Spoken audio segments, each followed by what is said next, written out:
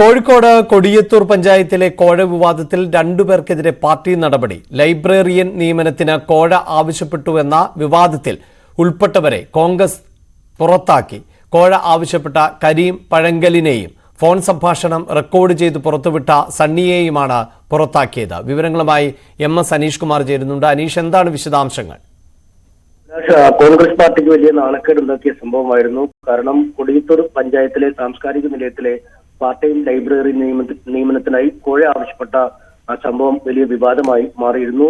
12,000 രൂപ പ്രതിമാസം ഓണറേറിയം ലഭിക്കുന്ന ജോലിക്കായി 50,000 രൂപയാണ് ആ കോഴയായി ആവശ്യപ്പെടുന്നത്. സാധാരണ നിലയിൽ ഇത്തരം നിയമനങ്ങൾക്ക് വലിയ തുക വാങ്ങാറുണ്ടെന്നും ഇത്തരത്തിൽ ഈ സംഭാഷണത്തിൽ കരീം പഴങ്കൽ ഈ സണ്ണി റെക്കോർഡിനോട് പറയുന്ന ശബ്ദരേഖയാണ് പുറത്തു വന്നത്. ഇതേ തുടർന്നാണ് DCC ഇതേക്കുറിച്ച് അന്വേഷണത്തിനായി ഉത്തരവിടുകയും DCC KPCC മെമ്പറെ കൊണ്ട് ഈ NK അബ്ദുറഹ്മാൻ സംഭവത്തെക്കുറിച്ച് അന്വേഷണം നടത്തുകയും ചെയ്തു. 20ഓളം പേരിൽ നിന്നും ഈ കാര്യവുമായി ബന്ധപ്പെട്ട് NK അബ്ദുറഹ്മാൻ മൊഴിയെടുത്തിരുന്നു. ഇതിനുശേഷമാണ് റിപ്പോർട്ട് സമർപ്പിച്ചിരിക്കുന്നത്.